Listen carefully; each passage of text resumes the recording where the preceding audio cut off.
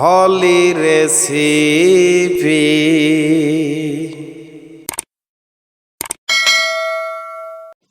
আসসালামু আলাইকুম। আজকে তৈরি করে দেখাবো মজার এক রেসিপি। এটা কেউ বলতে পারবে না যে আমি এই রান্না পছন্দ করি না। আশা করি দেখেই বুঝতে পারছেন আজকে আমি কাচ্চি তৈরি করে দেখাবো, বিফ কাচ্চি। আমরা কিন্তু সকলেই কাচ্চি খেতে পছন্দ করি। তাহলে চলুন আমি কিভাবে বাসায় তৈরি করি সেটাই দেখে নেওয়া যাক। খুব সহজ করে দেখানোর চেষ্টা করেছি, আশা করি আপনাদের ভালো লাগবে। এখানে আমি নিয়েছি গরুর গোশত, দেখতেই পাচ্ছেন কিউব করে আমি কেটে নিয়েছি। চর্বি একটু আছে, বেশি চর্বি নেই নাই, খুব বড় সাইজও নেই নাই, আবার ছোট সাইজও নেই নাই, মাঝারি সাইজ করে কেটে নিয়েছি। এখানে আমার 700 মতো আছে। এবার দিয়ে দিচ্ছি আমি আদা বাটা 1 চামচ, দিয়ে দিচ্ছি পেঁয়াজ বাটা 2 চামচ, রসুন বাটা দিয়ে দিচ্ছি 1 চামচ, আর এখানে নিয়েছি আমি কাঁচা মরিচ বাটা, একটু পানি দিয়ে আমি বেটে নিয়েছি, 4-5টা রয়েছে, সেটা পুরোটাই দিয়ে দিলাম।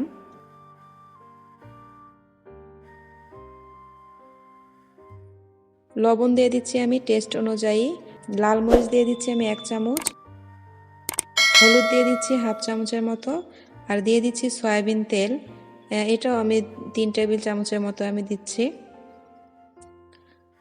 আর নিয়েছি আমি লিকুইড দুধ, আমি এখানে টক দই ব্যবহার করি নাই, দুধ দিয়েছি।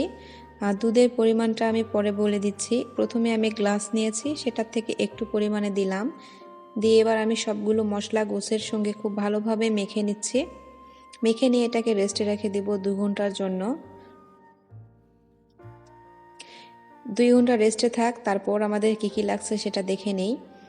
এখানে আমি নিয়েছি আলুটাকে খুব ভালোভাবে আমি ছিলে নিয়েছি, আর আলুটাকে আমি এভাবে আস্ত রেখেছি, দেখতে পাচ্ছেন।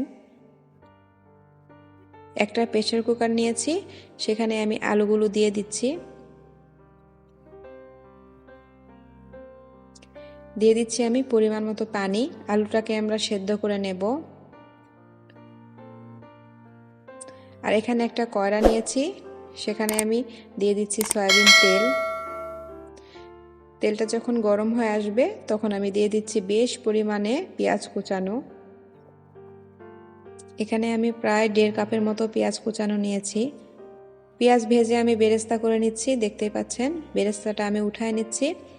আর আমার আলু কিন্তু সেদ্ধ হয়েছে, সেই সেদ্ধ আলুটাকে আমি ভেজে নেব এখন, একটু লবণ আর হলুদ দিয়ে সেই একই তেলে আমি ভেজে নিচ্ছি।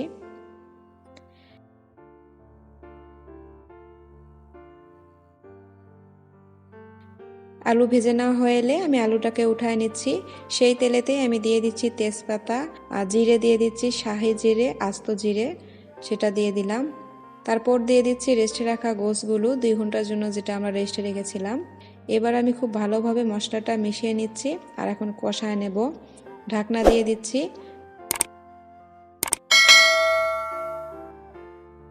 দেখতেই পাচ্ছেন অনেকটা পানি উঠে এসেছে, আর উপরে আমি কিছু শুকনা মরিচ দিয়ে দিচ্ছি। সেখানে আমাদের গোশটা রান্না হোক, আমরা পরেরটাতে চলে যাই। এখানে একটা বড় প্যান নিয়েছি, সেখানে সয়াবিন তেল দিয়ে দিলাম, আর 3 টুকরো দিয়ে দিচ্ছি কাঁচা মরিচ, 3 টুকরো দিয়ে দিচ্ছি তেজপাতা, জিরে দিয়ে দিলাম 1 চামচের মতো, একটু ভেজে নিচ্ছি। তারপর আমি দিয়ে দিচ্ছি পোলাওয়ের চাল। আপনার চাইলে এখানে বাসমতি চালও দিতে পারেন, আমি এখানে পোলাওয়ের চাল দিলাম, আমাদের দেশি চাল যেটা।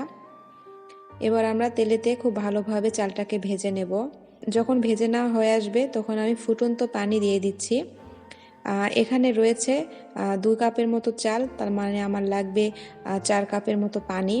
তো আপনারা এই হিসাবটা মনে রাখবেন, চাল যতটুক দিবেন তার দ্বিগুণ পানি দিতে হবে, আর গরম পানি অবশ্যই দিবেন। এবার আমি ঢাকনা দিয়ে দিচ্ছি। কয়েক মিনিট পর দেখতে পাচ্ছেন চালটা কিন্তু ফুটে উঠেছে। এবার আমি আবারও একটু চেক করে নেব। আর আমরা এই পাশে চলে আসলাম, দেখতে পাচ্ছেন গোশটাও কিন্তু সেদ্ধ হচ্ছে। গোশটাকেও আমি ঢাকনা দিয়ে রেখে দিচ্ছি কিছুক্ষণ। ঢাকনা খুলে দেখতেই পাচ্ছেন তেলটা কিন্তু উপরে চলে এসেছে। এবার আমি আরও পানি দিলাম, দিয়ে আমি আবারও সেদ্ধ করে নিচ্ছি।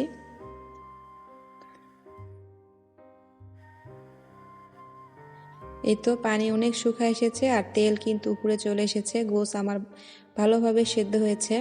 এখন আমরা পরের স্টেপে চলে যাব। পোলাওয়ের চালটাও আমাদের সেদ্ধ হয়ে এসেছে, আমরা আগে থেকেই ওটা ছেঁকে রেখেছিলাম। পোলাওয়ের চাল আমি আবারও পানিতে ভালোভাবে বিছিয়ে দিয়ে বেরেস্তা যেটা ভেজে রেখেছিলাম সেটা দিয়ে দিচ্ছি। তারপর গোশগুলো আমি বিছিয়ে দিচ্ছি।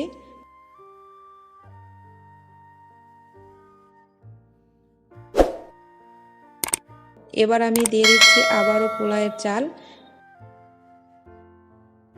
তার উপরে আমি আবারও দিয়ে দিলাম গোশ।